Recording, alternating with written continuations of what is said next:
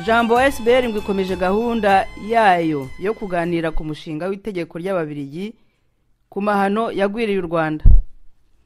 Bwana Gustave Mbonye mutware wa Jambo SBR yongeye kubishimangira mu kiganiro mbwirwa ruhame cyabereye Buruseli mu Babiligi kuri iki cyumweru tariki 25 z'ukwa kabiri mwaka wa 2018.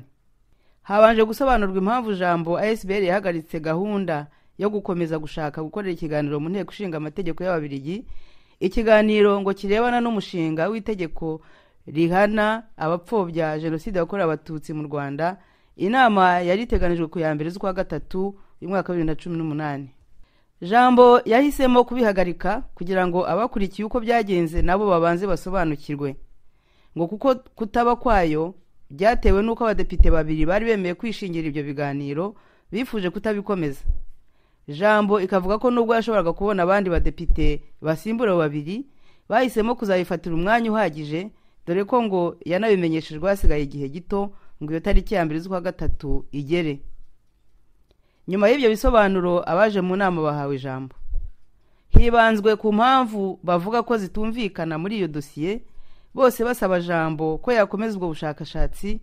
Bagira bati ntawe ushobora kwinyagambura ahetse urusyo rwa jenoside. Aho mu bwoko bw'abatwa baraho bo ngo batangazwa buri gihe nuko havugwa abatutsi, abahutu, abatwa bakibagirana kandi ngo nabo barapfushije abatwa batabarika mu Rwanda. Ahambere ashatse kujya muri detail nyinshi, muzi ko hari itegeko ririho ngubu rihana abahakana jenoside yakorewe abayahudi. Cyo rirahari rimaze imyaka 20 ryashyizweho muri 1995. Iryo tegeko rero ryari ryarakorewe jenoside y'abayahudi. Ni bwa mbere n'iryo tegeko bashaka kwagura ngo bashyiremo yakorewe abatutsi, bashyiremo n'iyakorewe aba-Armenia.Sko ayo jenoside uko aratatu niyo babemeje ku isi hose, niyo Ububiligi bwemeje. Kumvaga ko bizoroha zafata iryo tegeko maze bakagura bagashyiramo ibyo mu Rwanda, ibyo muri Turkiya. Ibyo nibyo babanje gukora, byageragejwe n'abadepite birananirana. Byukuri ntabwo tuzi impamvu, ariko harimo n'imikino ya politiki hagati yabo tutasobanukiwe, ariko tuti ntacyo nitwumva projet yindije cyangwa se bongeye kubizura tugiye natwe tuzayikurikira. Nuko muri 2017 donc umwaka ushize mu kwa karindwi nibwo rero tubonye noneho umushinga mushyashya uwo mudepite Gilles Forêt. None waje ari mushyashya kuko ntago bashaka kwagura iryo tegeko ryari mu 1995, ahubwo bashaka gushyira irindi rishyashya rigenewe jenoside yakozwe mu Rwanda. Ndetse nako nguko barigise ubwa mbere bati guhana jenoside, guhana abahakana jenoside yakorewe mu Rwanda. Icyo gihe rero ngira ngo abantu benshi barasakuje, abambere ngira ngo rinayibuka n'abantu muri ambassade bati iyo nyito rwose muzanye twarayirenze, hagomba kujyaho inyito nyayo ariyo jenoside yakorewe abatutsi. Natwe tugiye twarayibonye tubona ko iyo nyito yego yararenzwe bigomba kwemezwa, ariko tusangamo n'ibindi bibi koko bibi cyane twumvaga bishobora kuzagira ingaruka mbi yaba ku Banyarwanda b'inaha ndetse no ku Banyarwanda bari muri generation zizaza. Ntajye muri detail nyinshi, hari ibintu bibiri byari biduhangayikishije. Icyambere nuko iryo tegeko rya mbere, umushinga wa mbere wavugaga ko jenoside yabarakozwe n'abahutu muri rusange. Ntabwo babivugaga neza gutyo, ariko baravuga ati yakozwe na Hutu power, bakonya kuzanamo ngo abahutu ngo ubundi ngo yakozwe ku batutsi, ariko nta harimo n'abahutu modere. None wabisoma ukumva ko barimo bashaka komeka icyaha ku bahutu muri rusange. Cyo cyambere twavuze tuti no, itegeko rwose bagomba kurivugurura icyo kintu cyo kuvuga ko jenoside yabarakozwe n'abahutu, cyangwa se niyo batabivuga gutyo ariko rikaba ryanditswe ku buryo umuntu yabikeka. Ni bibi cyane ko inaha hari abantu nyine bazi ko muri makiya abahutu ibintu bakoze ari bibi, ku buryo twavuga tuti no, bigomba guhagarika. Ntabwo bigomba kujya mu mategeko, bagomba kumvisha ko ibyaha byakozwe n'abantu ku giti cyabo, ntabwo byakozwe n'ubwoko bw'Abanyarwanda. Icyo nicyo cyambere twari twahagurukiye. Ibindi rero byari birimo nuko harimo n'andi mateka batavugaga neza, bavugaga mbese kuntu byabaye muri 1994 bitumvikana ku buryo umuntu atashobora kuvangura ibyari bijyanye na jenoside cyangwa ibyari biri mu guhangana muri politike ndetse n'ibyari biri mu kurwanya intambara, byose byari bivanze ku buryo umuntu wabibonaga avuga ati ese nk'abasirikare bari ku rugamba abarezo bose bazavuga ko bakoraga jenoside cyangwa abapolitisiye bahanganaga mu rwego rwa politike gusa ari uguhangana mu bitekerezo cyangwa se banakora politike, nabo bazabashyira bose muri jenoside yakorewe abatutsi. Tuti ibyo ngibyo rwose bigomba kumvikana, bigomba kujya mu itegeko bigaragara ku buryo ntihazagire umuntu uza noneho kubikoresha nyuma aho agira ngo acicikishe ndetse cyangwa se anahemukira abantu akomeza kurwanira ukuri kwabo. Nuko dutegura dosiye yari yoroshye, hari n'abo twakoranye batari muri jambo kugira ngo bamwe barahari, byari byoroshye rwose kuko bisaba kumva aya mategeko, bisaba kumenya uko ibintu bigenda. Dosiye ubwo twamaze umwaka wose mbere y'uko iryo tegeko rya kabiri risohoka twitegura, noneho iryo tegeko umushinga wa kabiri uje turiadapta projet twari tumaze dukora, turiadapta kugira ngo noneho ize isubiza neza iby'iryo tegeko uwo mudepite yari azanye iryo tegeko rishyashya. Ubwo hari mu kwa karindwi, mu kwa cyenda dosiye yacu turayuzuza ndarangira, nuko rero tuyohereza umudepite ariko tuyohereza n'abadepite bose bo muri Parlement fédéral bose b'igifaransa n'abavuga ikinyarwanda. Ako ni akazi gakomeye cyane gusemura dosiye nk'iriya mu kinyarwanda, ariko muri jambo nk'uko mubizi nyine hari abavuga ikinyarwanda cyo mu rwego rwo hejuru ku buryo babonye dosiye kavuga ati yaba ibirimo yaba n'ukuntu yanditse abana ibintu birimo tugomba kubikurikiza, tugomba kubyumva nibuze. Tugomba kuvuga nuko hagati aho ngaho dosiye yacu tuyohereza byanyuranye n'ivuguruzwa ryaje ry'uwo mudepite bisubiramo umushinga wari yakoze ubwa mbere. No mu kwa cyenda yazanye umushinga wa kabiri waje usubiramo uwo wa mbere. None muri ibyo ngibyo yasubiragamo twasanze hari bimwe natwe twamubwiraga, ibyo tubikumeyeho kuko n'ubwo ibitekerezo byacu bimwe na bimwe yabifashe mu by'ukuri byarahuriranye ku buryo tutagomba kwigamba ko ari twe twatumye byose abihindura, ariko twasanze wenda hari abantu bari baramwegera akambwira ati mwitonde, hari ibintu bimwe na bimwe bizagorana ugomba kubikuramo. Amaherezo rero abonye dosiye yacu aranatwandikira adushimira ati rwose ibintu mwavuze birafatika, dore ibi n'ibi twakuyemo. Cyambere yakuyemo icyo cy'abahutu turabishima, kugira ngo twatangaje ku rubuga rwa Jambo News ababikurikiye twatangaje neza ku byagenze icyo gihe, n'ibindi na bimwe na bimwe abikuramo, ariko hasigaramo ibintu bitumvikana twumvaga ko nabyo bigomba kuvamwo. Byari nk'ibihe, byari cyambere ngira ngo cyari impungenge twari dufite z'ukuntu iryo tegeko riramutse ritowe byazakoreshwa kugira ngo ricecekeshe abantu bose bashaka kumenya ukuri ku bintu byose byabaye mu Rwanda. Kuvuga iki muri makeya, ubundi bwicanyi butari jenoside, ubundi bwicanyi bwabaye imbere cyangwa se mu gihe jenoside yabaga cyangwa se nyuma yaho. Kumurwa ko muri dosiye yacu twaganisha ku bwicanyi bwose bwabaye mu Rwanda, cyane cyane ku bwicanyi bwabaye nyuma yaho muri Kongo muri 1996 1997. Tuti rwose iryo tegeko ryawe ntabwo rigomba kuzabuza abashaka kumenya kuri cyangwa se no gukurikirana abantu bakoze ibyo byaha kugira icyo bakora. Icyo rero ntabwo twacyumvikanye uwo mudepite yaratwandikiye atubwira ati nabumvisha mushaka kujya, ariko mumenye ko atari ikintu iryo tegeko ryanjye rizabuza gukora. Icya kabiri twamubwiraga tuti erega hari abantu benshi baciye mu mateka anyuranye n'ariya avugwa cyangwa yemejwe. Abantu bashaka kubivuga, barashaka gutanga ubuhamya, barashaka kuvuga ukuntu babiciyemo. Eske iryo tegeko ryawe rizababuza kuvuga? Eske rizabashikisha? Umuntu wese uzi nyine ashaka gutanga ubuhamya bw'ukuntu naciye mu kaga igihe n'iki, ambwira ati wowe ibyo uvuga mu gushaka gupfobya iyo jenoside cyangwa gushaka kunyuranya n'ukuntu jenoside bayivuga, ugasanga banamukurikirana ngo ni umuntu wihakana. Tuti nabyo rero ugomba kwitonda ku buryo umuntu wese ushaka kugira icyo avuga kuri aya mateka yacu atamuheza, atamuzi ijambo. Byari ibyo bintu bibiri.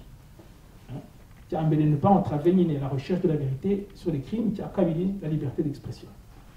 N'ibindi, ariko ibyo nibyo bibiri by'ingenzi twagira ngo umudepite arebe ukuntu yakosora umushinga we kugira ngo bitazananirana. Nuko tikute aho bigeze rero ubu tuzabiganira muri za komisiyo n'ibisanzwe, ariko twe dufite n'ikindi gitekerezo, baretse tugakoresha conference. Sideri ko tubona nawe ubwawe utabyumva neza, reka dukoreshe conference, duhamagare abantu babizi babikurikiye baze tuganire, noneho bagusobanurire wowe nawe mukorana uko ibintu tubyumva n'impamvu twebwe dukomeye kuri izi ngingo. Arabishima cyane, nyine twanavuganaga rwose arayishima ati ni byiza, démarche citoyenne, débat citoyen etc. Nibyo reka tubikoreshe, dukoreshe conference. Atariko igomba kuba conference débat, kuvuga ko igomba kuzaba irimo abantu bafite ibitekerezo binyuranye cyangwa se bigongana, kugira ngo tuganire hazavemo ibintu bizima. Tuti nta kibazo ko twumva ko ikibazo gishobora kuba, ariko tuti nta kibazo tuzabikora gutyo. Nuko dutangira gutumira abantu, duhera abambere twahereyeho ni abantu b'abazungu bareba kuri icyo kibazo cya liberté d'expression. Hari umudamu rwose w'umuprofesseur uba immense ugisha philosophie, yari yaranditse mu kinyamakuru ngira ngo ni La Libre, avuga yuko amategeko abuza abantu kuvuga ibintu niyo byaba ari kugira ngo batongera gusubira mu mateka ya jenoside zabaye, ariko amategeko abuza abantu kuvuga ibintu bafite ku mutima, ababuza gutekereza, abuza kujya gushakisha ubutabera mu bintu baciyemo, mu bintu bakorewe. Ayo mategeko ni mabi. Umuprofesseur rero twaramushatse turamuganiriza ati rwose ibintu mukora nibyo, ati conference nzayizamo mvuge icyo mbitekerezaho. Wa kabiri twagiye kureba ni umugabo ukora muri Parlement bruxellois, ntabwo yatowe, ntabwo ari umudepite, arakora afite umwanya ukomeye, akaba ari n'umwarimu n'umuprofesseur muri ULB w'umuyahudi, we ushyigikiye nyine amategeko nk'ayo kubera ko barangije kubikora muri 1995 uko nabivugaga kujyanye na jenoside y'abayahudi. Ubu rero kumwegera niba byoroshye, ari kumwe n'umuntu dukorana brave ufite ubuhanga muri diplomasi, turagenda bwa mbere tutangira kuvuga ibyacu yabyumvaga, ariko nyuma aho tumwumvishije tuti ibyo mu Rwanda burya abakunda kubigira n'ibyabaye mu Budage, ariko reba hana biranyuranye ku buryo umuntu atapfa kuvuga ngo conclusion zabaye bijyanye na jenoside y'abayahudi twahita tuzishyira ku by'abanyarwanda maze ngo abantu bakomeze. Tuti no, tugomba kubiganiraho ibibazo byose byabaje icyo gihe tukabisubiramo, tukamenya ko iby'abanyarwanda hari ukundi kuntu byabaye, niba hari ibintu binyuranye tukabimenya, tukabyemeza, abanyarwanda bose bakumva ko ibibaye ari ibyabo bareba, atari iby'abandi baje kubaturaho. Tukanaza kukumva ati rwose nibyo, ati turimo demokarasi, nibyo kuganira nta kibazo, muzambwire nanjye nzaza. Nuko tuti quand même tubonye umuntu urwanya iryo tegeko muri rusange, ariko wumva ko harimo ikibazo uzaza. Dufite umuprofesseur nawe wiyemeje kuzaza kuvuga nta kundi rero tukadushakisha abandi. Tujya gushakisha noneho umuprofesseur w'Liège. Professeur w'Liège we ari mu rwego rwo hejuru, kuko ibintu yize n'ibintu yigisha ni ibintu bijyanye n'ingaruka mbi mbene ayo mategeko ashobora kugira ku bantu, ashobora kugira kuri za generation, ashobora no kugira mbese kuri societe muri rusange. Nagiye mu magambo maremare, uwo nguwo yagombaga kuza kuvuga ku bintu mbene ayo mategeko agomba kwirinda gucengeza mu mitwe y'abantu, cyangwa se mbene ayo mategeko agomba kurinda abantu gukora. Bose yari hagati uvuga ati hari bimwe bibi mugomba kwirinda kuko bituma abantu batashobora kwivugira no kumva babaho neza muri iyo societe, ariko hari n'ibindi quand même kuko abantu turabizi bakunda gushaka gutoneka bakoresha amagambo mabi, ati no iryo tegeko kuri abo bantu byo yari kubaho. Tuti debat yabaye, tutabishyigikiye, tutabarirwanya, tutavuga ati nibyo, ariko hari bimwe na bimwe tugomba kuba tuti debat yabaye. Nuko ndiro twagiye kureba Patrice mukuru wanjye wanditse analyse nziza ku byaha ko byakorewe abahutu n'abatutsi muri ya myaka yose. Ngira ngo iri no kuri site yacu, iri muri dossier. Analyse yayikoze mu buryo mbese abireba mu buryo bw'amategeko, avuga ati dukurikije amategeko yanditswe yaba amategeko mpuzamahanga cyangwa amategeko yo mu bihugu by'inaha cyangwa mu Rwanda, ibyaha byakozwe mu Rwanda n'ibi byakorewe Abatutsi, n'ibi byakorewe Abahutu, n'ibi mwajya kubisoma, ariko muri makeya iherezo rye nuko hari jenoside yakorewe Abatutsi, ntabwo nakwisubiramo, ariko ubwicanyi bwakorewe Abahutu akurikije amategeko yanditse nabwo bugomba kwitwa jenoside yakorewe Abahutu. Hagati aho ngaho rero n'ibindi, hari ubwicanyi bwakozwe mu bijyanye na politiki, atanga n'ingero rwose zifatika, ati abantu bazize politiki bakoraga yaba mbere ya 1994 cyangwa nyuma, aba bose ntabwo bapfa kubashyira muri jenoside yaba imwe yaba ebyiri, bo bazize politiki. Ati sibye naho ngaho bazize politiki, hari n'abandi noneho bazize icyo bita ngo crime contre l'humanité. Crime contre l'humanité ntabwo ari jenoside, kuko jenoside hari ingingo zigomba kuba zuzuye kugira ngo yitwe jenoside, ariko abo bantu bagiye batsembatsemba bica abantu, ari abasirikare cyangwa se ari abantu bafite organisation, babarimbura mu bitero bakoraga cyangwa se nyuma yaho. Ati ibyo ngibyo nabyo bigomba kuzigwaho, iza crime contre l'humanité, maze rero abantu babikoze mbere na mbere, abantu babikorewe cyangwa abarokotse bakemerwa kuba victime, nyuma yaho rero bagashakisha n'ababikoze. Ngo muri mu nakanya rwose mwajya kuri site yacu mukareba icyo gice, ni igice gikomeye cyane kuko kivuga neza kuri icyo kibazo cy'ibyindi byaha byakozwe muri biriya bihe. Ngo nawe rero Patrice agomba kuvuga muri iyo conference nuko babaye bane, ngo ni bane cyangwa ni batanu, ni bane. Tubona ko conference yacu igenda itegurwa bizaba ari ibintu byiza, bizaba birimo abantu babyize cyangwa bize igice cyabo, ariko bakaza bakuzuzanya, nuko abadepite bazayikurikirana n'abandi bantu bazaba batumiwe bakumva neza icyo iryo tegeko rigomba kwitondera. Nuko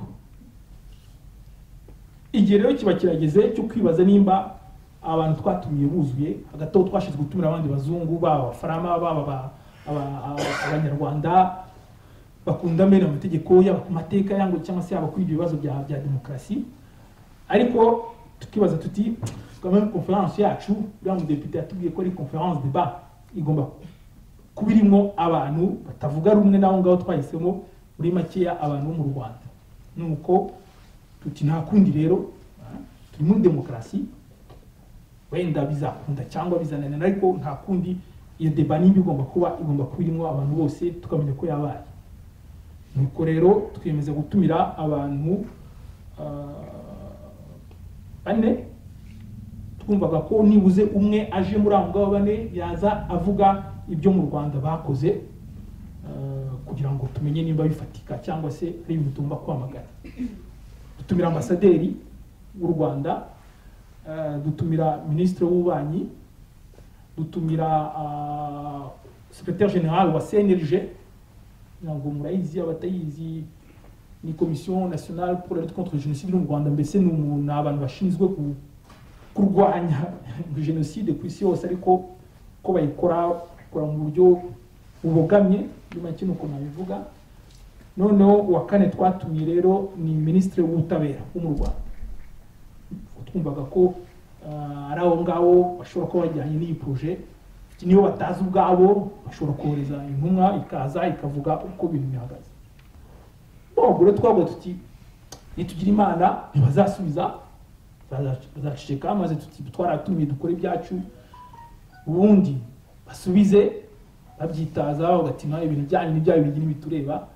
Ariko nk'uko mwayibonye, nk'uko Denis nabivuze mu biganiro yagiye ngira, twaratunguwe cyane kubona ukuntu bo babyitwayemo n'amakomunike, no kutwibasira twebwe bari muri Jambo cyangwa umuryango wacu wa Jambo, batiriwe bajya no kuvuga kuri ibyo twababazaga, batanavuga no kuri izo mpamvu twatangaga, baratwibasiye rwose, batangira kudusebya, kutwangisha, bagamije ikintu kimwe cy'uko iyo conference débat itaba. Muri makeya, iyo bashaka kuza muri débat kugira ngo byari kubagora, kuko ibintu twavugaga nyine twemera ko ari ukuri, ariko twari twabivuze neza ku buryo ntabwo bari kubona aho bahera babisenya. Twabikeka ko nta kundi, babonaga ko bagomba kudukura muri débat, batangira kampanye mwabonye hirya no hino,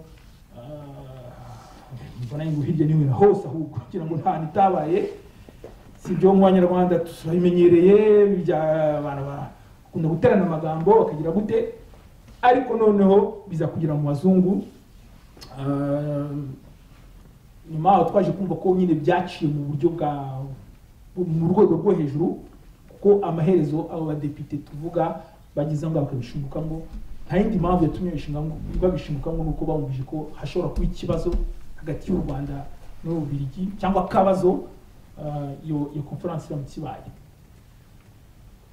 Voilà, muri make ngira ngo ndabivuze ko byagenze nuko byarangiye. Communique zacu twagiye dukora zasobanuraga ku byagendaga biba zirahari, muzazikurikire neza muzumva neza ukuntu ibintu byari bimeze. Ubwo wenda nabaha ijambo mukamwabaza ibibazo cyangwa se nimba ari n'akantu mushaka kuvuga mukamwaka tugizeho vuba vuba. Murakoze.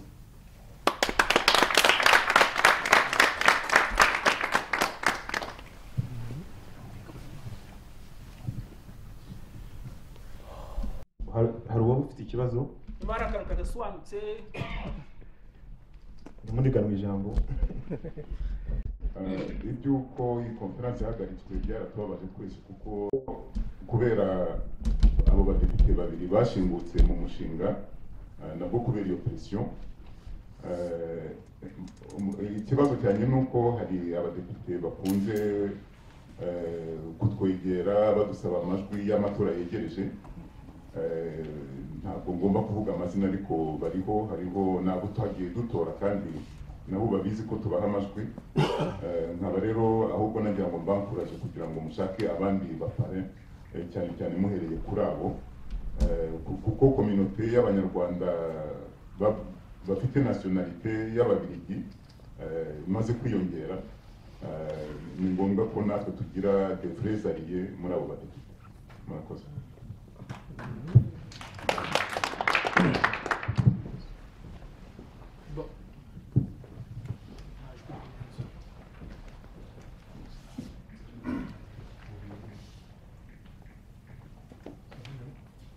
Cyanshobora kugeza kuvuga cyane wenda banyumva. Nibyo natwe byaratubabaje hari n'abavuga bati ese nabo mwabikekaga ntabwo mwumvaga ko u Rwanda rufite izo ngufu zo kubuza abantu kubikora. Mu by'ukuri twumvaga mbese ikintu cya demokarasi no kureka ngo abaturage bavuge iki kintu batatinyuka kuza guhangana nacyo. Twumvaga kuba turi muri parlement dufite abadepite badushyigikiye bazavuga bati hari ibibazo diplomatique, hari ibibazo bijyanye n'abaturage bashaka kugira ibintu bavuga akabyitaza, ariko siko bimeze rwose. N'abadepite nyuma aho twagiye dushakisha twisangagaho kurushaho nabo bari bumiwe bati naka kanya reka tubashakira abandi bantu bashyigikira twite bijyamo, ariko nyuma aho baduhamagara cyangwa ibintu byanyu birakomeye ati mwitonde harimo rwose blocage. Donc ubwo byaradusangaje ariko ni isomo dukuye muri komeye cyane kandi nk'uko bivuze kunyine igikurikira no kumenya abantu tugomba abadepite cyangwa batari abadepite twumva ko bafite courage, bafite ubwo butwari bwo guhangana n'ibyo bintu ariko bagakomera ku ngingo zabo zo kumva abaturage bose. Abaturage babiri twese kandi abaturage babiri ubwo nibo tugomba kwibandaho, nibo tugomba kwegera, byaba ngombwa akaba aribo tugomba gutora. Ibyo nibyo rwose. C'est juste une précision. Est-ce que la conférence est enterrée?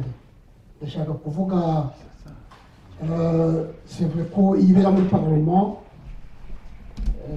yari kugira peut-être une grande portée kurushaho, ariko le débat reste le débat et il se justifie. Wenda hari sinzi niba mubiteganya kuyikomeza ariko ça devrait. Ikindi ndashaka kongeraho nuko ce débat s'il lieu, il faudrait qu'il s'étende sur un principe fondamental de la démocratie, c'est le débat sur un projet de loi. Il y a un nacyo mwazagishakira un conférencier à cette occasion cyo kwibaza comment dans un pays démocratique un projet de loi ababiligi bashaka kudiscutaho un pays étranger cyangwa se des ressortissants d'un pays étranger babyitambikamo bakayibuza. C'est quand même très grave ngira ngo icyo kintu nacyo conférence wenda ubwo yazaba ndende, ariko il faudra encore chercher un conférencier sur ce fait. Ikibazo nacyo twagishyira kuri public uko mwari mwabigenje ndetse. Oui, merci. Kuri iki kibazo cya mbere conférence ntabwo ikibaye, tuka ntabwo ikibaye muri parlement. Ni ejo bundi jeudi 1er mars, nta materiellement ntabwo byashoboka no kwikoresha ahandi, kandi ntabwo dushaka natwe kujya ahandi kuko symbole ya twari dufite yo kujya muri parlement niyo mbese yari kuba ikwiye mu bintu bijyanye no kudebata ku mushinga w'itegeko. Donc conférence ntabwo ikibaye, nyuma ubona dushobora kubikoresha ahandi ariko twabyita ukundi, ntabwo byaba bikibaye débat, enda byaba conférence, byaba ko expose aho umushinga wacu nkuko tubikora hano, ariko débat sur uwo mushinga, débat kuri uwo mushinga yo turifuza ko byabera muri parlement, ariko ntibishatse kuvuga ko tutazasubirayo. Icyo ni icyambere, nkuko nabibabwira twamenye ukuntu ibintu bikora, natwe nitwumva ko ikigomba kujya gukora conférence cyangwa débat muri parlement, dufite ukundi kuntu tuzabyitwaramo ku buryo wenda twagereza guhangana nabo kurushaho. Icyo ni icyambere. Cya kabiri rero wavugaga débat, ti débat igomba kuba, nibyo twavuze muri communique yacu. Mu by'ukuri débat yaratangiye, twumvaga ko izabera muri parlement gusa. Icyo gihe tugira imana bose bakaza, yari kuba wenda bikavuga abanyamakuru ko byari kuba événement, ariko ukuntu yatangiye muri iyi minsi nuko yagiyemo ibintu bibi, tubona yaratangiye ku mbuga za Facebook na Twitter. Abajene bariho nibyo bamaze iminsi baganiraho, hari evidemment abaza bafite mwuka mubi no kuganira nta mpamvu bashaka zo kumvikana, ariko hari abandi babaza ibibazo bifite ishingiro bashaka kumva ko ibintu bikatugeraho, n'abandi bati rwose biramubaza natwe tumaze imyaka tubyibazaho mukomeze. Donc débat yaratangiye, umunyarwanda yaratangiye, kandi kuri twe tubona ari igikorwa kigaragara ko imyaka ishize, imyaka 23 ishize, ikintu cyo kuganira ku mateka y'u Rwanda, kuganira ku bibazo byacu ari ikintu bagereza kubuza abantu bose, nabo bakabitinya. Twumva ko débat yatangiye. Ubundi rero hari n'ibindi bigomba gukorwa, si débat gusa. Débat izaba byanze bikunze, nawe abadepite nyuma aho twagiye dukontakta batubwira ati mwe muhumure tuzagira ukuntu tubiganiraho. Umushinga nawe uragera mbese nibwo gitangira, ugomba guca muri za komisiyo. Muri komisiyo umudepite wese afite uburenganzira bwo guhamagara umuturage wese cyangwa se imiryango yose kugira ngo ize igire icyo uvuga. Mutumva ko naho ngaho ijambo bamaze baratwumvisha, bazi ko tubaho, bazi ko dutekereza, bashobora no kuduhamagara ku buryo kuganira kuri iryo tegeko, gutanga ibitekerezo byo bigomba kuzaba kandi bizaba. Ibyo bose ni ikibazo. Wenda ikizaba kugira ngo n'abantu bose batari muri izo miliyo za parlement bayimenye, ni ukuzareba niba byashoboka ko dukoresha nk'izindi nama kugira ngo tubasobanurire, tubabwire aho bigeze. Ariko rwose kwiyongera n'imugire impungenge ko biganiro bazabiganiraho, dosiye yacu barayifite, bariyicaranye mu ndimi bashaka zose, ku buryo ntabwo bashobora gutora itegeko batabanje kwisoma.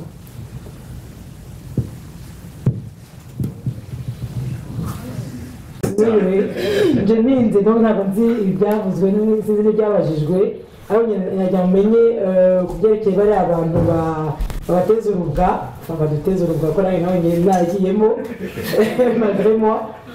Est-ce que hari ikintu muteganya gukora par rapport à la justice, nko kuba umuntu yaba ari rapport de diffamation ou quoi? Est-ce que umuntu hari ikintu gishobora gukorwa?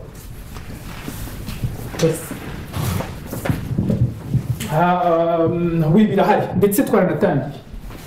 Icyo nicyo kintu twakoze munsi ya mbere, tubona bakoze amakosa, harimo amakosa n'ubuswa bwinshi cyane bwo kuza kwibasira abantu ku mugaragaro, bamwe mu izina ryabo, abandi bavugira inzego bahagariye. Donc twarabitangiye. Mu by'ukuri twanakontakise n'umuavoka, turimo turaganira nawe mu kandi no ku muhanda, arimo kuganira na Patrice justement umuavoka, turimo tureba ku bintu twazabikora. Ariko ni ibintu birebire, ni ibintu bitwara amafaranga, ni ibintu bitazoroha, kuko iyo none ugiye mu rukiko, umuntu ujyanye mu rukiko nawe abashaka kwiregura. Iyo ubona ukuntu badusebya, gushaka kwica conference icyo gihe ni ukumva ko nitubarega bizaza rero tugomba kuba tubyiteguye ariko dufite amahirwe yo kuba mu bihugu nk'ibi ngibi bifite ubutabera buzima byanze bikunze tugomba kujya guhangana na hariya ukuri nibuze kuri ibyo bintu batuvugaho ukazagaragara nabwo uzagira n'icyo butumarira no mu bindi byose uzakora nyuma yaho nko kuri iyo mihigo rwose ntimugire ikibazo byo tuzabijyamo. Akabazo kanjye kamwe nashaka kubaza yakantanze c'était ça kuko iyo meze kuriya nta gukina kurimo mugomba kubereka tugomba kubafasha ukuri kukamenyekana tugomba kubafasha kuko ubona ngo profite shimire abasore n'inkumi bo muri Jambo je me sens très fier de vous ndaga nibwira ko burya inkumi n'abasore badakurikira amateka yacu burya base y'amateka ni ukuri kutariho nta mateka baho nagira ngo no kuri iyo point vraiment bashimire ko yerekeye uriya mudamu amaze kuvuga yuko urega umuntu wakoze diffamation ku kintu nka kiriya ce n'est pas un jeu agomba kuregwa niyo babipfubya ariko akaregwa bizatuma badakomeza kujya bapfa gutuka umuntu ngo ni negationiste kandi no ushaka gutora amategeko noneho bakabyita umuntu nta n'icyo yakoze. C'est aussi un argument igomba kuba validé. Deux, dufite ikibazo kindi gikomeye cyerekeye kugira ngo tube turi ababiligi abadepite bacu bashaka gushyira amategeko nidushaka kugira ngo tuganire nabo babishimukemo. Icyo nacyo ni ikibazo tugomba gukora lobbying tukaza eske hari ababiligi b'ubwoko bubiri. C'est très important. Iki akandi kantu avuga rero c'est la prudence tugomba kugira twese tukumva ko rege mu kujya bivuga kenshi na kenshi nacyo cyerekana ko toutes les luttes dukora sont tronquées ndabivuga cyane niyo mpamvu nta parti politique ishobora kujyamo parce que erreur ya mbere ni ukutamenya ko twikorera ruswa et que c'est la première chose yo kwikoraho toute politique tuzakora toute lutte izarura ruswa sera vote à l'échec n'ubwo buriya tegeko c'est vraiment liberticide ahubwo ririya tegeko naryo ni génocide en soi kuko ikintu bazakurikiza abana bacu harabibeshya ngo ça peut pas changer.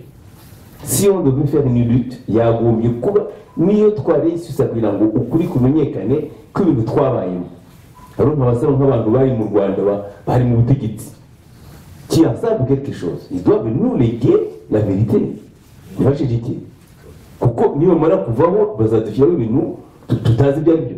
C'est vraiment vital kujya mu zindi za leta rero bibaza ngo twakora iki. Étape ya mbere rétablir la vérité. Notre dignité en dépend.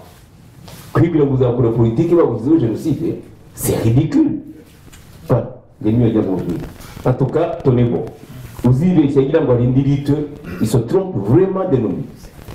Rwose turikumvikana ijana ku ijana kugira ngo niko natwe tubyumva impamvu twagukina uriya mushinga uhakana abahakana cyangwa abapfobya jenoside ndetse no mu Gifaransa n'ibindi bigiraho mise banalize ukabona dafete no gucecekesha abantu kugira ngo bemere ukuntu ibintu babivuze. Donc icyo ngicyo rwose cyo kwanga ko batugerekaho amateka atubeshyira atubogamiye de génération tugomba kujyahagurukira ibintu bitumotiva ngira ngo n'ibyo ngibyo ko natwe kunda kutwita abasore n'inkumi murakoze ariko natwe dutangiye gukura dutangiye kubyara tukabona natwe ukuntu baza batugerekaho ibyaha cyangwa se ibindi bintu biturutse mu babyeyi bacu ntabwo bizarenga iyi generation kuko niyo tugomba guhangana bikarangira hano byanze bikunze kandi ibi ni guhangana muri ideologie niyo icyo kintu kibi cya mbere kizana n'izo ntambara kizana n'uburwangana. Donc hano baribeshya cyane twarabihagurukiye tusangana nabo tuzahera hano tumara kwatsinda dukomeze n'andi paka no mu Rwanda muri ideologie bivuga hatagira umuntu uvuga ko ubuze ibindi ariko muri ideoloji yo guhindura uko abantu uko bivugaga babashyizeho icyaha c'est maintenant kandi tubiriho kiri kintu mvuga kuri abo badepite bavugaga nibyo nabyo biri muri gahunda dufite tuzabacanira bafite ibibazo byaranatangiye hari mu journaliste muri VRT wahise wandika article avuga ko nawe yumiwe kubona Kigali telefone ya depite bagasohoka bakafunga mu cyumba birukanka donc non tugomba kubacanira bakabyumva article tuzayishyira mu gifaransa hari n'abandi bantu tuvugana nabo bumiwe bafaramo bati insensé ngo wenda bafite ukundi kuntu izindi nyungu bafite zo zirahari tubyumva geopolitique n'ibi byose birahari ko ikintu bari ku baturage babo kimwe cyo tuzakibaza mpaka murakoze nitwa Sefu Omar dufite mu icyo nashaka kuvuga ni uko nari mu Rwanda intambara itangira yarangiye mari na nyuma yayo nari mbari maze imyaka 10 mu butegetsi bwa FPR byose narabibonye naranafunzwe imyaka 4 hari ibintu nabonye abantu batabonye so voilà ikibazo gihari pardon nasaraye excusez-moi ikibazo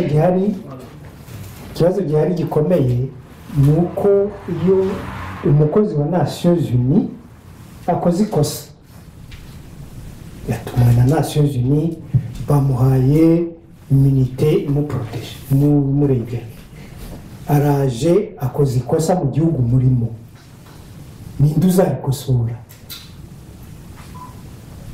uko ikibazo cya mbere hari abo babiri bitwaza hari na Kigali yitwaza nuko iyo Kigali yakoresheje Nations Unies amakosa ayo makosa akaba ari dusubisa aujourd'hui ninde uzakosora ayo makosa yakozwe n'umukozi wa Nations Unies ikindi rero kiyemo constat personnel nuko Kigali Paul Kagame nemo wafashe ubutegetsi mu kinyoma agomba gukora uko ashoboye kose kugira ngo icyo kinyoma cye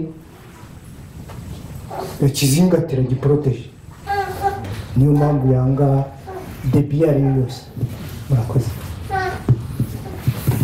kuri iki kibazo cya mbere ntabwo cyoroshye kandi urabona ko ari ikibazo gikomeye kurusha iyi dosiye turimo ariko ibintu byose nyine bikorwa n'abantu abakozi ba Nations Unies barahinduka yaba n'abadepite b'inaha barahinduka ntibyoroshye kuvuga ko umuntu azakosora amakosa yose n'ibintu byavuzwe habayeho urukiko mpuzamahanga hari ibintu byinshi cyane kuvuga ngo umuntu azakanda kuri butongo byose bihinduke nibyo ntabwo umuntu ashobora kubyumva ariko ni ukugira aho duhera hamwe hatuma deja mu mitekerereze y'abantu ibintu bitangira guhinduka ibi turimo rero tubona ko ari inzira nziza yo kubiheraho ikintu cya mbere tubona ari cyiza nuko abantu bazatinyuka kurya turi ariko benshi bajya baganira nabo mu Rwanda ariko barahamutse baratinya no gutekereza no kuvuga batinya no gutekereza n'abazungu nabo baratinya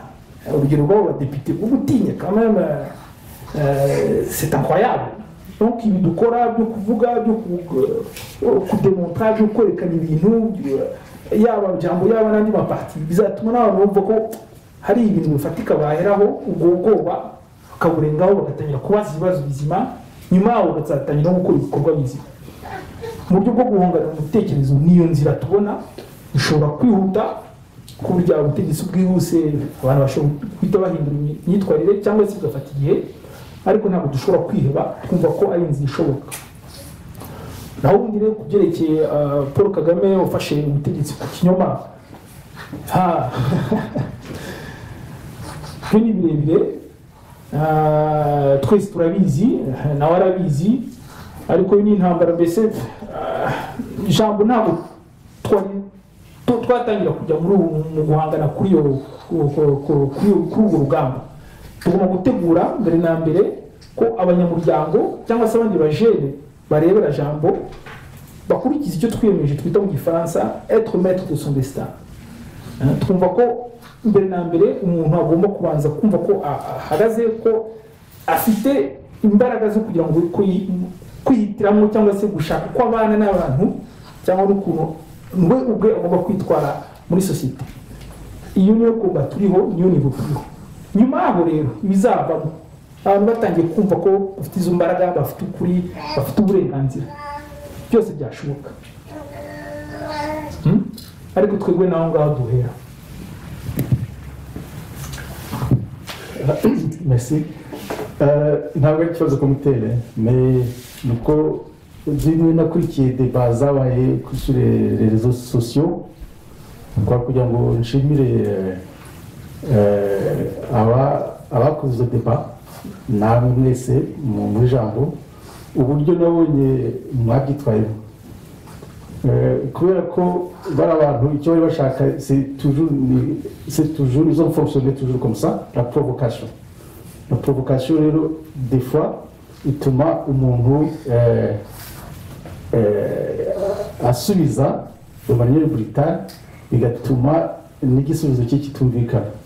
Uko nabonye rero mwabikoze, mwirinze kujya dans provocation ngo namwe mwasubize par provocation, ni ikintu cyiza cyane. Noneho ikindi nabonye ni uko mufite information nyinshi. Hari uwigeze kuvuga ati abantu bakuru bazavuge ibintu baba bazi wenda batazi. Nanjye nakunga murye nkavuga nti uko nabonye information mufite ni nyinshi, ariko mukomeze muzishakishe kuko nibyo bizatuma mushobora guhangana n'abantu, kuko niyo bakora provocation baba bajyana en dehors du terrain. Mushaka no muvuga mu titwe sur le terrain juridique, bakajyana muri terrain polémique. Ubwo noneho ugasanga ijwi ryabo ntishoboye kumvikana kubera bo baba bafite iyo terrain polémique, uburyo bayiprepaye depuis longtemps. Aho rero bisaba nyine tactique kuba abantu babizi d'abord, nabo mubizi, noneho bafite information nyinshi kugira ngo batavana ku itere yabo ngo babajyane muri ibyo ngibyo. Icyo rero nkabona mwabyitwayemo neza. Como nyine ubivuze, ubwo ni ukuvuga ko abasore muri jambo bagomba guhana izo information zose, n'izihari mukazishakisha aho ziri, abazifite bakaba babegera, ariko namwe mugashakisha abantu bafite information, ari mu Banyarwanda cyangwa ari mu bazungu. Ibijyanye na ririya tegeko, effectivement nk'uko bimeze au niveau juridique, c'est tout un processus, kuko wenda hari ikintu sinzi n'ukuntu mwazare mukabisobanura neza la procédure, le processus y'amategeko hano, kuko numvise wenda nko mu bantu bamwe namwe harimo confusion, bashobora kumva ko itegeko rihari cyangwa ryatowe ko muri kwanga ko riba appliqué alors que c'était un projet. Niba muteganya kuzakora un petit document, il faudra résumer sur un petit résumé itari ndende kugira ngo abantu badasobanukiwe na processus yuko amategeko atorwa hano, bamenye de quoi il s'agit, bamenye le niveau bigezeho na komba muri kumena sa nature. Ubwo akandi gato navuga nuko ubwo nashatse kuvuga ibyo bya polémique na provocation, uko l'objectif c'était kubaprovoka ngo mutomboke musarane nabo cyangwa se mutombokere n'abategetsi ba hano. Il faut toujours éviter ces pièges. Bisaba rero bisaba vraiment une préparation no kwishanja n'abantu mukashakisha abantu bababwira uko ibintu bigenda n'abazungu, surtout hano muri parlement. Ifite format parlementaire, bazi remeyandre za hano uko bigenda kandi bazabafasha. Merci.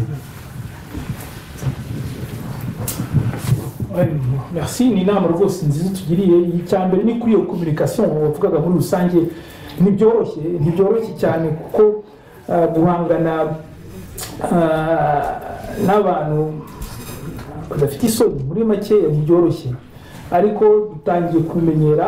Hari bandusha kujya ku mbuga za Twitter na Facebook, babizi babasubiza, mwarabonye bitonze cyane bikarumye, ku buryo nawe ubona ko kuri iyo ngingo ubwo badashobora kudusaza. Si ibyo no kuri Twitter, hari n'ahandi burya no muri media zisanzwe zakora za communiqué, telefone ya journaliste kubabwira ukuntu bimeze, donc naho turahari, dufite abantu bamaze kumenya uko bigenda, tubirimo tugereza natwe gukomereka uko bikwiye. Nuko iyo nama tugira rwose ni nziza kandi birashije ko natwe biri mu bintu twiyemeje guhagurukira. Naho ubundi kuri kimwe cyo wavugaga cyo gushakisha abandi bantu badufasha, ushobora kubwira abandi basore muzi ko jambo ihari, mushobora kubabwira abo muzi bose bahangayikishijwe n'ibibazo mubona duhangayikishijwe ikintu twegere, jambo ihari, dushobora no kuza kwivuga cyangwa kuvuga ahantu mwahera mubaganisha ngo baze dufatanye. Ari ibicatsi kubundi tuza kubigeraho, ariko ibi ni byiza, ariko n'abantu imbaraga, ibitekerezo, kwandika, iyo duhamagaye ngo muri mobilisation bakaza mu bintu twabonye ko bidutesha imbaraga, ni uguhamagarira abantu bakaza ari 13, naho bahamagarira abantu bakaza abantu 200, nuko abasore bahari rimwe na rimwe ni ukubashyira muri rezo yacu ya Jambo, twajya tuhamagara ngo muze twerekane ko turi benshi, cyangwa tujye gutora. Ibintu byose mwabidufashamo rwose, mwabwira nta kibazo. Umubara ngira ngo nta navuze ni ibyo ngibyo nabusubiza. Birashimije kubona ko twuzuzanya ku bitekerezo umuntu, uko byo mubona twagikwiye gukomeraho, hari imwe twarangije kwidantifya. None nyuma hari abari bansabye ijambo, turacyafite igihe cyo gukomeza gufata ibibazo kimwe akora kimwe. Hari babiri bateye hejuru, reka rero tubihaye.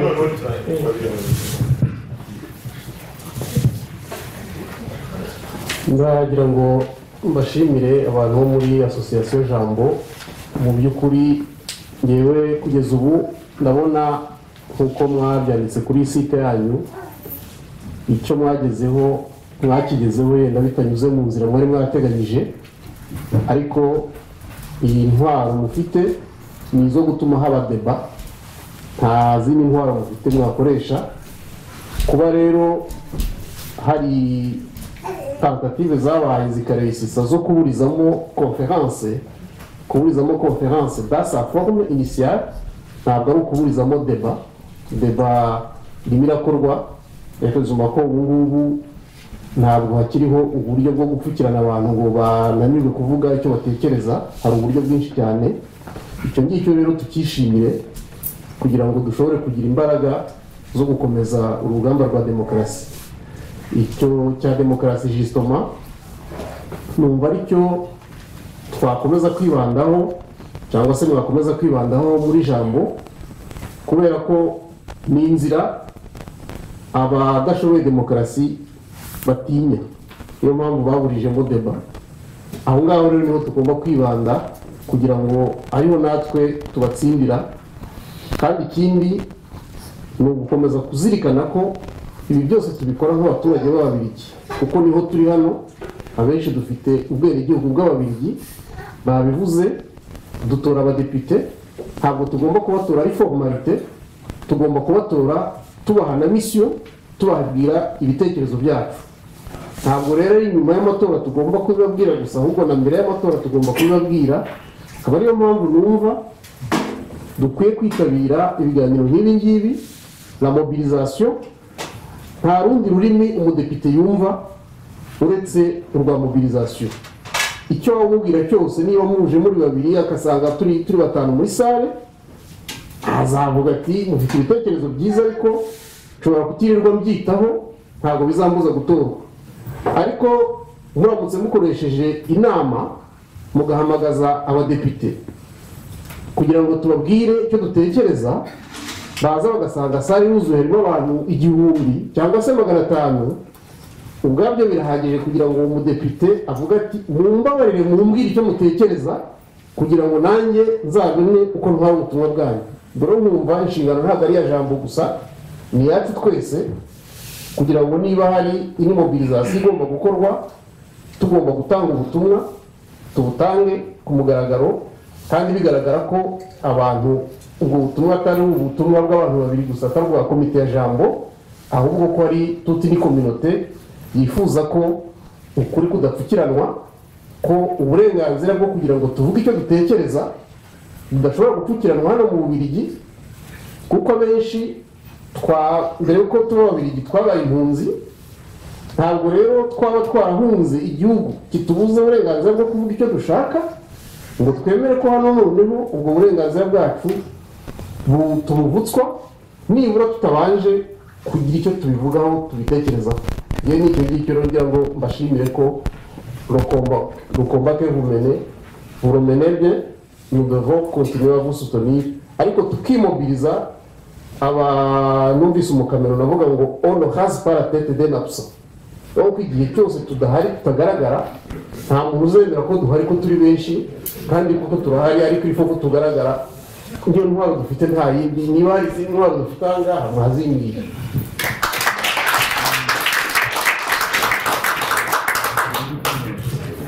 rwose nta kindi nakongera ahubwo nawe uzegere ijambo tuvugane kuko rwose izo mesaje zo dukoreye ni ikibazo cya nyuma c'est ça non ntabwo ari ikibazo ni proposition dans la scène canadienne j'aborde sur le terrain journalistique vous attaquez au niveau journalistique il faut qu'on ait le droit de réponse kandi mugatanga n'amakuru y'abaye ngombwa abandi banyamakuru ko nishuri nyuma gatoya nano bavuze ko abajene u Rwanda bita ko muri abajene peut-être l'histoire du Rwanda vous ne connaissez pas u Rwanda ntabwo gisona abatutsi je regrette ibyo bintu abajene mu byigeho ndumva ko n'abandi mu kare batora hano nubwo bapfuye cyangwa nawe ngo yabarumu ariko bahari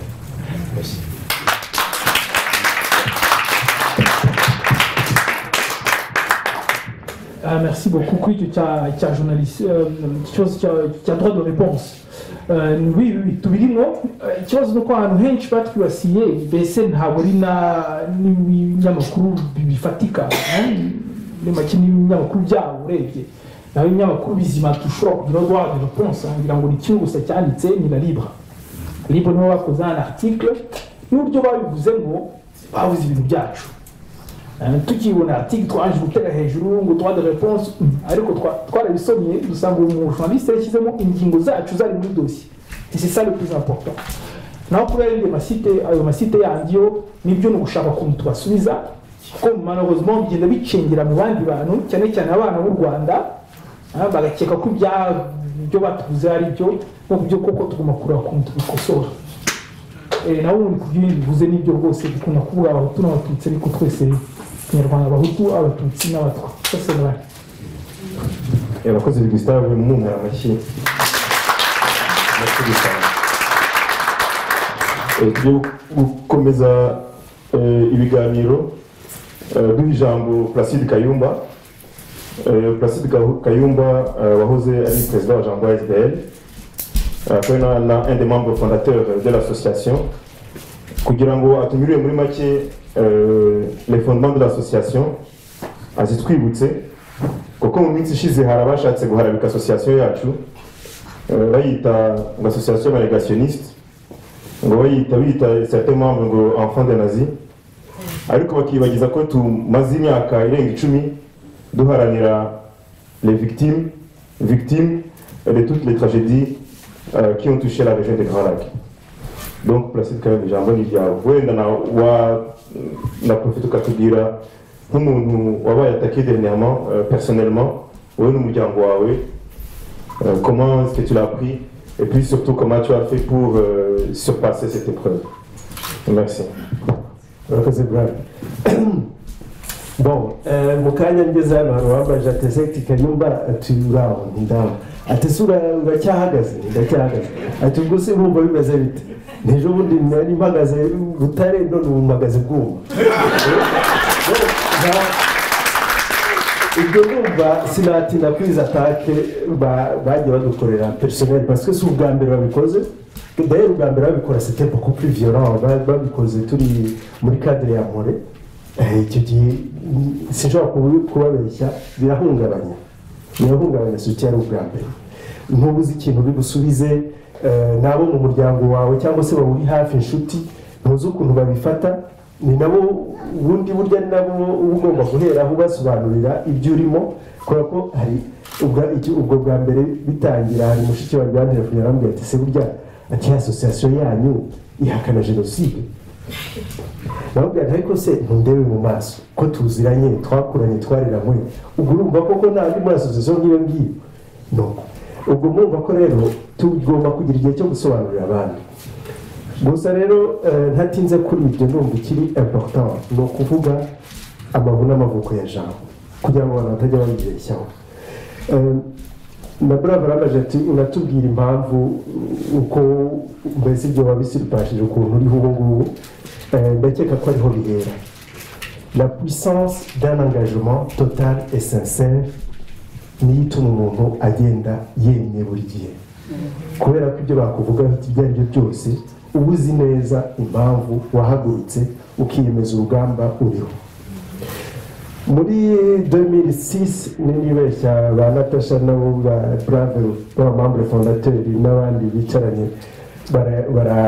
baranyunganira twarahuye icyo gihe duhura rwose ku mugoroba n'akavura kari kugwa turanyagirwa turavuga tuti ko tubona uko ibintu bihagaze ibintu tuzabivamo dute twe twakora iki nk'urubyiruko icyo gihe kuko twari tukiri urubyiruko noneho turavuga tuti reka tujye duhura tubiganireho twafashe nk'umwaka hafi duhura buri 2 semaines rimwe tugahurira kwa Brave kwa Natasha kwa Bajizeri kwa nde tukaganira niho ide yo gushinga jambo yavuye niho twavuze tuti ibintu byabaye mu gihugu birakomeye tureba ni naho wenda nakangira ngo ingarukeho twamugane twari urubyiruko ariko rw'inararibonye pe kubera ko ibyinshi twatekerejeho icyo gihe turi kubibona ubu ngubu on ne pouvait pas allez aujourd'hui je me rends compte qu'on ne s'est pas trompé kubera ibi byose biri kuba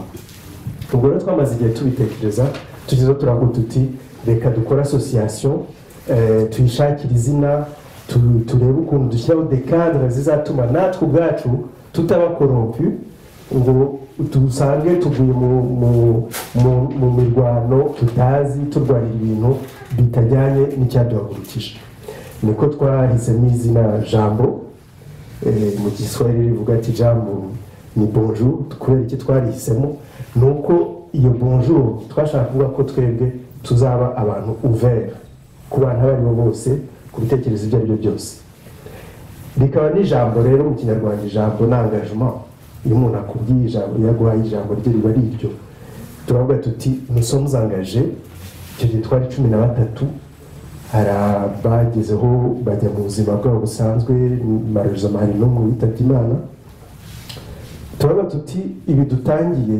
tuzabirangiza ari uko icyaduhagurukije cyarangiye à savoir contexte twari turimo iyo contexte twari turimo ni contexte twabonye tukiri bato cyane y'ubwicanyi muri 94 bamwe deja babonye memo na mbere kuva muri les années 90 ubwo n'abari badukuriyeho gatoya indi contexte ni ibyo muri Congo bamwe muri twe bari barabiciyemo baciye mu amakambi barasenya bagenda za nzira zose ya nzira ndende barayigenda abo nabo bazanaga ibyo bari bazi tugashyira hamwe n'ibyo natwe tuzi bituma noneho tuvuga tuti dutangire uyu mushinga ubwo jambo riravutse nibwo rero twavuze tuti kugira ngo buri muntu wese uzinjira muri jambo tuti niyo twafata bus rimwe tukagenda wenda tugiye guhura n'abandi bajene tugakora accident twese tugapfa jambo igomba gukomeza ikabaho kugira ngo bizashoboke rero ni uko dushyiraho des principes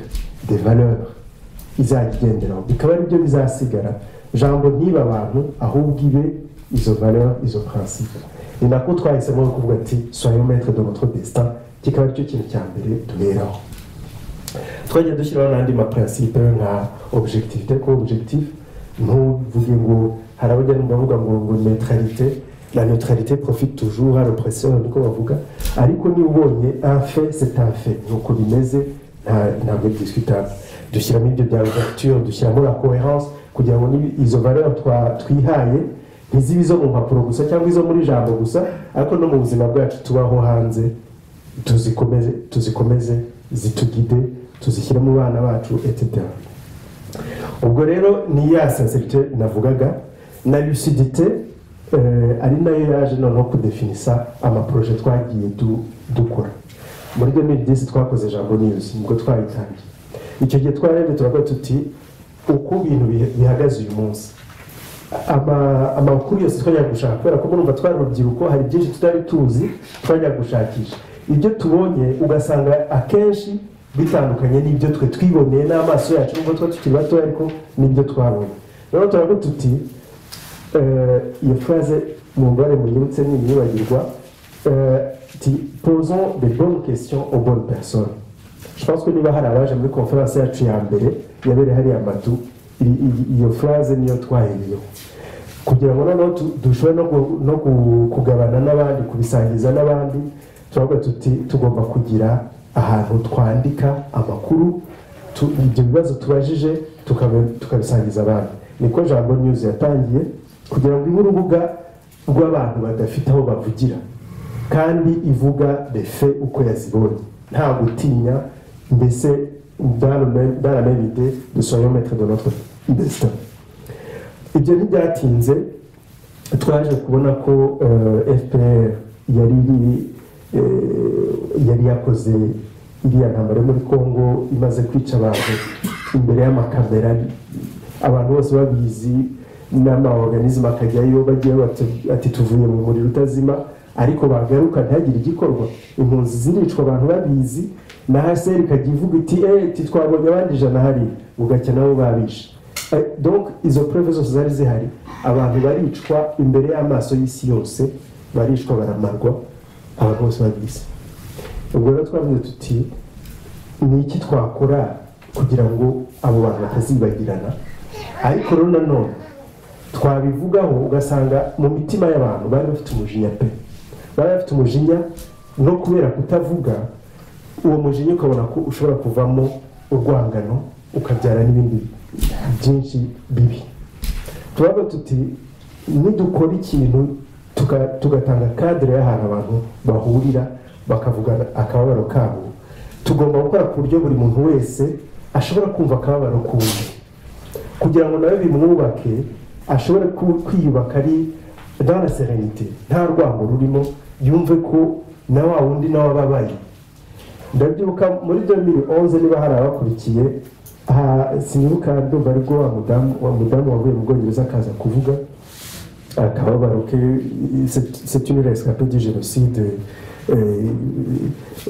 donc Angleterre noneho araza avuga akababaro ke avuga nyine ukuntu yapfushije ukuntu abahoke muri plafond n'iki byose icyo gihe hari abantu barize abandi barasohoka noneho umwe yasohotse naje kumazana ese kuki wasohotse ni emotion wagize n'iki aravuga ati no ati jewe ati nari nzi ko hano nzajya nkavuga akababaro kandi ati abantu bamaze imyaka barira none ndaje no kurira hano ati ntabwo byumva aho rero niho binafashe umwanya turaganira mu bisha impamvu buri wese agomba kumva akababaro kundi kubera ko nitwakora nk'ibyo bo bakora ubwo hari abamambure ba Jambo bari bagiye muri commémoration ya recette barabirukana icyo gihe Jambo yari yadesize yuko izajya ijya muri commémoration ya 7 avril yaruganizwa na ambassade na Ibuka ariko icyo gihe barirukanwe icyo gihe nabwo Jambo yavuze ati okay nta kongera kujyayo d'ailleurs twashoboye no kubona amadiscours yavugiyemo mugiye kuri Jambo News mwabona reportage yakozwe icyo gihe c'était des discours de haine vraiment qui ne sème que la haine donc icyo gihe byaratubabaje turavuga tuti buri muntu wese uzajya uza muri Mpore icyo gihe twashinze Mpore azajya azavuga akababaro ke ariko yumve n'akababaro k'abandi noneho turanavuga tuti ikintu tugomba kwimiriza imbere c'est la victime reconstruire la victime we nk'umuntu ntitubijyane mu bintu byo kwigisha amateka se byo kugira gute na réconciliation même ikaza ari résultat yuko la victime yabaye reconstruite akaba ari gukora ya démarche yo kujya auprès de l'autre. ubwo ntabwo ndi buvuge les étapes Mpore yagiye ikurikiza, ariko kuri site ya Mpore biriho vraiment guhera kuri conversation ya mbere kugera ku ejo bundi y'umwaka ushize. ubwo rero ntiziriye mu magambo nagira ngo babwire yuko abo ngabo babura ikintu barega jambo cyangwa se ngo bayisenyereho, bagahitamo gufata abantu bamwe muri bo mu bamambure ba jambo bakaba aribo bataka rero ko abantu nkanjye muri jambo nta n'ikintu nari ngishinzwe nta responsabilité ngiramo. harimo Liliane nawe batatse nta nubwo akiri muri jambo yavuyemo. mbese abo bantu babikora nuko babuze ikintu kigaragara bashobora kwatakaho jambo. Komba ya jambo ni sincère et surtout engagé totalement kandi avec lucidité. nicyo kintu bari guhora jambo nta kindi. iyo lucidité niyo nshaka rero yuko twayigabana, buri muntu wese akabona iyo komba ya FPR iri kuzana nako yanatangiye kuva kera. ntabwo ari komba ihimba ibonye une action, une conférence. Ça vient de leur idéologie. C'est Gustave yigeze kuvuga idéologie. Idéologie ya FPR ni uko nguko iteye, ni uko nta muntu ushobora kuvuga parce que uzavuga wese nta kintu izabona imusubiza. FPR n'abicanyi birazwi. ubwo ntizimye mu magambo, sinzi niba hari ufite ikibazo cyangwa se hari ako nibagiwe wenda abagenzi banjye bakaba bavuga bati reka tukunganire, sino nahagarikira hano. nkabashimira nkanabasaba yuko imfashanyo nk'uko Gustave yagiye abivuga iri mu bantu, iri mu mafaranga, mais surtout kumvikana hagati yacu ya buri wese no kuvuga ati niba uyu nguyu bamwatatse uyu munsi ejo n'iki kandi tureruka.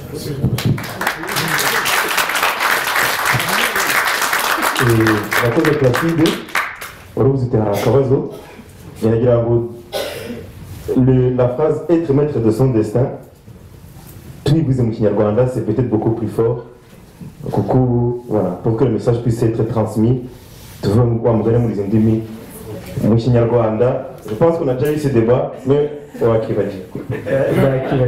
oui, être maître de son destin twayitraduije dute? twavuze ko ari ukwigena. buri munyarwanda wese agomba kwigena kubera ko kwigira harimo ikintu cya materiel cya voilà, ariko no kwigena twasanze ari ryo jambo mu kinyarwanda ritraduiza neza être maître de son destin parce que wihitiramo no kwihitiramo.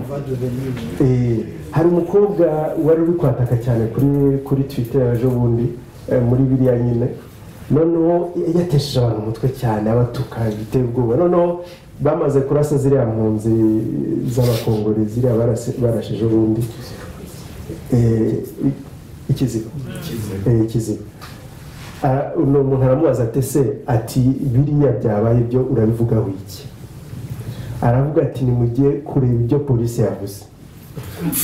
rero umuntu aba umaze icyumweru tumereye nabi, tu es incapable yo kugira un avis sur un crime contre l'humanité. donc nicyo kintu kigaragaza icyo kintu cya liberté d'expression. hari na projet twajyaga tugira yitwaga dusangire ijambo twakoraga mu Gisaza, cyahoze ari Gisaza kera. c'est très important. no icyo gihe twaranabivuga ati no mu bana turera bya bindi umwana abaza ikibazo ngo ceceka nabyo ni ikosa rikomeye, ahubwo tubaha ijambo umwana avuge nyine yumve ko yisanzura, afite droit yo kuvuga, unamwumve noneho umusobanurira impamvu ibyo ari kuvuga wenda atari byo etc. voilà, ndumva hari ibisubizo. iri jambo kwigana ribajije kuki kuko c'est important ku kiganiro kigiye gukurikiraho Robert Mugabendo kagiye kuduha ariko tuganiriza ku byadufasha kugira ngo dushobore nyine kwigena. Robert, ijambo ni ryawe. urakoze brave. mbere y'uko mbabwira ibyo kwigena ndagira ngo nze ku kibazo hari uwavuze ati iyo bari abantu babatatse kuri rezo ntabwo mutomboka nk'uko batekerezaga yuko gutomboka kugira ngo wenda mfate akanya gatoya aho ngaho nanjye no ku cyo bavuze ati niba muzi abasore muziranye ni ukubabwira mukaza bakaza bakadusanga mu rugendo rwo muri jambo kuko jambo ni urugendo muri jambo winjiramo ukamenya ubanza kumenya ibikomere byawe icyo kintu cya mbere ugomba kubanza kumenya ukabyumva neza wamara kubyumva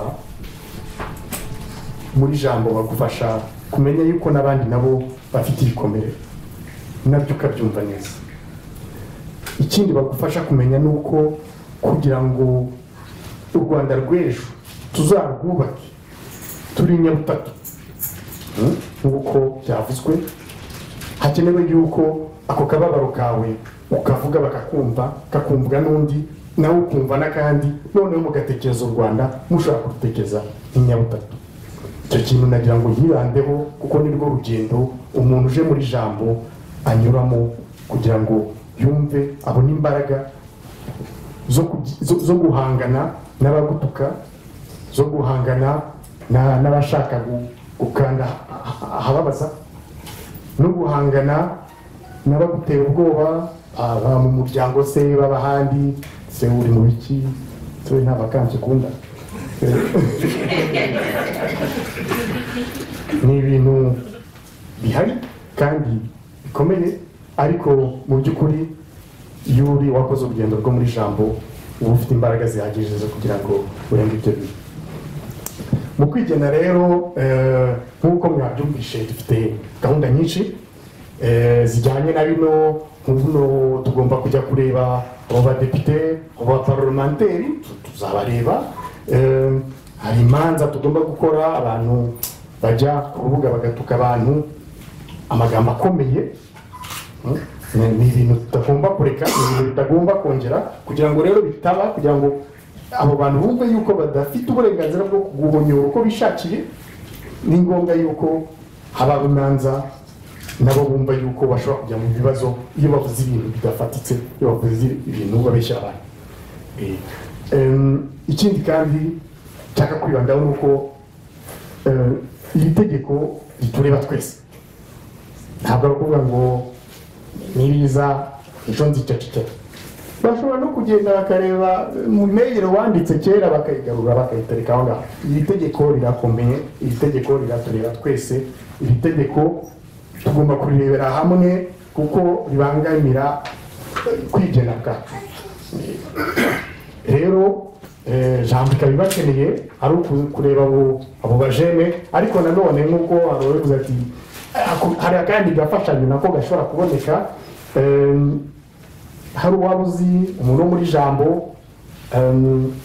ashobora nko kumureba ukwezi kurangiye akamuha akanoti ati kongereye hahandi muzakomeza urugendo turi kumwe icyo kintu rwose kibashobokiye ntaba mbashimiye ariko nanone na n'uyu munsi dufite agaseke turibuze kuzengurutsa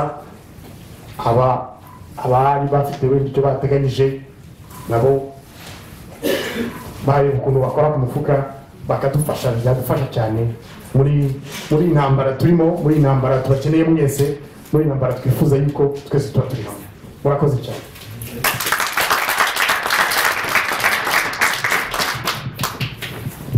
urakoze Robert twagira ngo duse nk'abasoza duha ijambo Natasha Bingeneye akaba ari uhagarariye ijambo ASBL kugira ngo wenda we yanatugezaho ku mishinga igiye gukurikiraho voilà.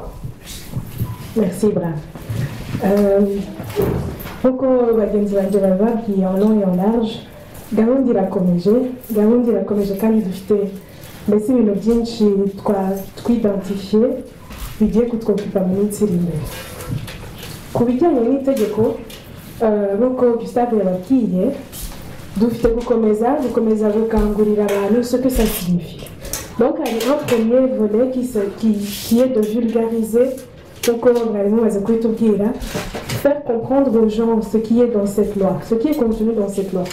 Donc il y a des messages qui s'adressent aussi bien à nous, la communauté rwandaise de Belgique, nos enfants et les citoyens belges. Pourquoi est-ce que c'est important, même pour nous, que cette loi soit bien étudiée et bien, en tout cas, analysée. Donc, dans les jours à venir, je pense qu'il y aura quelques vidéos qui vont sortir dans toutes les langues,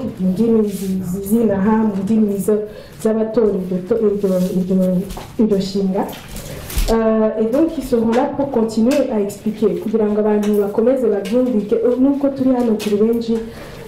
Je pense qu'il y a toute une autre génération qui n'est pas représentée. Or, cette génération, elle est aussi impactée. Donc, c'est de ça qu'il s'agit. On va continuer ce travail-là. Ensuite, parce qu'il ne faut pas confondre les choses, l'opinion publique n'a pas décidé sur ce sont bien ces parlementaires-là. Donc, tout le monde va commencer. Vous, Gustave, vous êtes tous à commencer, tu vas bien, tu vas expliquer. Dossier, tu n'as pas choisi la coupe, comme tu as eu, elle va y fitter. Donc, muri no minsi tugomba gukomeza nabo ngabo baba baragezeho babateye ubwoba bati abantu n'ibisimba abantu n'abanazi abantu n'abana ba nabo ntabwo tuzatemera gutyo kubera ko kamwe turababirigi icyo twabonye hano nuko umuntu afite ses droits mais aussi ses devoirs donc ahangaha dufite gukomeza pour démontrer que nous sommes, qu'on continue le dialogue. Et malheureusement, pour eux, ils se sont attaqués à des principes de démocratie, pas seulement à nous, mais aussi aux bases, aux fondamentaux démocratiques, notamment la Belgique. Donc ce travail-là continue, en effet. Ntabwo tuzacika intege kubera ko nk'uko twababwiye ntabwo ari gahunda twatangiye ejo bundi tumazeho imyaka 2 irenga twatangiranye na benshi muri mwe hari suggestion twagiye dufata abazi amategeko baduhaye input zabo ku buryo ntabwo ari mbese ubu ngubu birangiye gahunda turayikomeje kandi turizeye ko décision zizafatwa zizatona compte ya le travail qui a été fait. Bon. Ubu ngubu rero hakaba hari n'ikindi kamwe cyarenze iyo proposition de loi lui-même ngira ngo nicyo umuntu yakomeje kwibutsa na Daniel Mukanya yatubwira ati kamwe turi mu Bubiligi. Au-delà, il y a la loi, il est en train d'être discuté. Nous venons d'assister à un demi de démocratie. Tubaze kubona igihugu cy'u Rwanda kije kubuza gahunda yari iteganyijwe yemewe yaciye mu mategeko yari iteganyijwe ifite date notamment le 1er mars. Hari ikindi kibazo philosophique qui se pose qui est quand même de savoir jusqu'où ça c'est possible. Et donc là-dessus aussi, en tant que Belge, parce que nous tous tout à coup c'est une autre question qui se pose. Comme quand vous êtes, peut-être la loi, le débat sur la loi n'aura pas lieu dans les formes que tu as été gagnées. En revanche, je te dis que tu vas où il est important que tout y va dire quoi que n'abadepite barimo barashobora kutitaza babaye bagize depression quelconque turi ababiligi. Donc à un moment donné ibyo Kigali ikora tugomba kwibuka ko turi quand même mu gihugu démocratique sur lesquels en tout cas on est en droit de poser des questions. Donc iyo ngiyo n'intara yindi tuzababaza bazagomba kudusubiza et surtout twibuke yuko muri septembre ejo bundi hazaba des élections. Ejo bundi rero bazaza bongere batubwire bati hari élection muze tuvugane muze tugire gute. À nous maintenant de poser les questions réellement. Buri muntu wese hano abaparlementaires bacu bari proches de nous qui viennent nous voir lorsque les élections sont bientôt là. C'est maintenant. Il faut leur demander, non, mais c'est que tu vas au tchatchou, qui nous tiennent par les tripes. Il s'agit de nos enfants, il s'agit de notre avenir. Non, mais tout gagner, le coup on ne vous a pas vu. C'est le moment de demander des comptes. Et on a une façon de le faire. Et on va d'ailleurs s'appuyer sur tout ce qu'on a, tous les contacts que nous avons pour rectifier cela. Et même en démocratie. Donc, gahunda nk'uko twabivugaga zirakomeje ni nyinshi. Ikindi cyo narangirizaho mvuga jambo twafashe ino gahunda turayiyemeza on va le mener jusqu'au bout. dukeneye ko dufashanya aho bishoboka. Mu kanya tuvuze ikibazo cya finance. Ikibazo cya finance ntabwo twakomeza tuzabikora, ariko bizagorana kurangiza gahunda zose tudashoboye gukonta sur vous. C'est-à-dire que nizo procédures judiciaires tugomba gufata zifite kuzayo. Ntabwo warangazwa no kujya gushaka ayo mafaranga par exemple kugira ngo wibagirwe, parce que dans le même temps ugomba kurangiza izo gahunda zindi. Icyo gihe nous sommes tous perdants. J'en appelle rero à votre engagement aussi. Ino gahunda ni gahunda yacu twese dushyire hamwe au niveau financier, mwadufashije muri benshi byatugejejeho rwose, vos soutiens nous sont parvenus, mais dukomeze kubera ko urugamba ruracyari rurerure. Ensuite mwabuze muti ibitekerezo. C'est vrai, ibitekerezo ni ibintu, c'est important de connaître son histoire. Nous sommes entre-temps avancés, mais nous sommes toujours ouverts à travailler avec toutes les personnes de bonne volonté qui s'inscrivent muri iyo démarche kugira ngo dukomeze twavanse hano. Ikindi wenda narangiza mvuga nti j'espère ko utaha abana banyu mutazanye muzazana nabo, abana banyu tungana, ndabizi ko tungana, ndabizi rwose ntabwo voilà, on se connaît entre nous. J'espère ko utaha nabo bazaba bari hano kubera ko ino ni gahunda yacu twese. Donc vous avez demandé comment est-ce que vous pouvez nous aider. On a parlé des finances, on a parlé des idées, et également, s'il vous plaît, pensez à vos enfants. Ntabwo ino kombari yacu gusa, ahubwo byadufasha kubera ko ensemble ibyo twageraho, voilà, je pense que nta limite zihari. Rero ndagira ngo ndangirize aha ngaha mbashimira kuba mwaje mwabyitabiriye muri benshi. Nibyo binagaragaza ko tutibeshye, ko gahunda twihaye twayikoze neza, kandi dukomeje kuyikorana namwe. Muzakomeze kutuba hafi mu bitekerezo, mu nkunga zose mwatuzanira, turi kumwe kandi soyons maîtres de notre destin.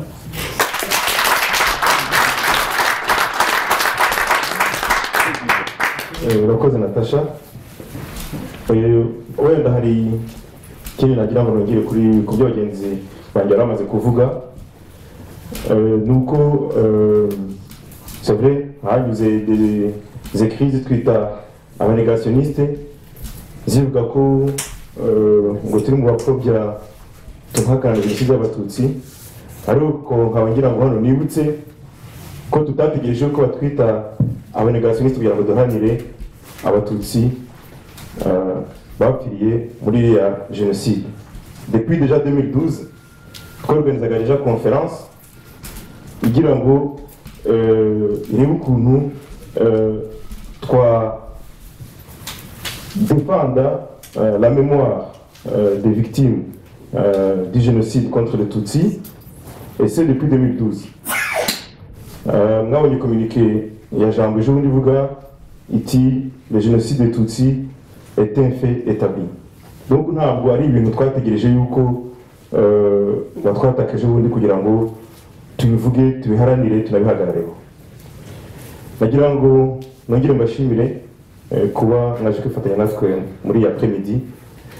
Comme vient de le dire Natacha, le combat continue et ça va être notre destin. Merci.